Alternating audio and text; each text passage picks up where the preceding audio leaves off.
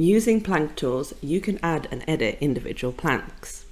Let's look at how this kind of rafter can be added to the model and break down the whole process. I will start by deleting this rafter and adding it back again. The first step is to pick a drawing plane from the 3D model.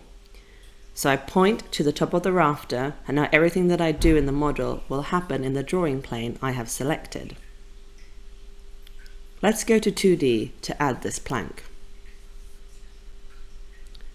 The level and the tilt and the rotation angle are all relative to the drawing plane. This is the insertion point, top left-hand corner. Then I click Add to add the new plank.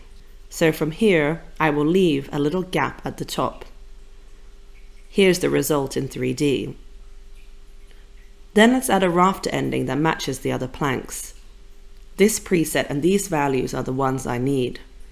Once finished in the drawing plane, it is a good idea to reset it so they don't accidentally place new planks to the old drawing plane.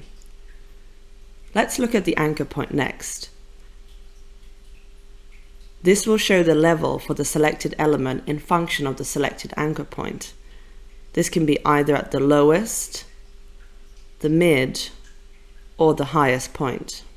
Another tool in this palette is ArchiCorners, which you can use to place corner planks. To do that, let's switch to a better layer combination. To place the corner planks, I selected the related walls, and if you are also cutting to the roof, select the related roof. Then let's place the corner elements. Here there are lots of settings you can save and preload as presets. I will select one existing one. If you need any help when working in this window, you can always get help by pressing the key combo Alt-Shift-F1.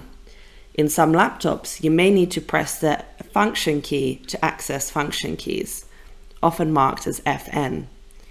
This will cut the corner elements 10 mm below the selective roofs.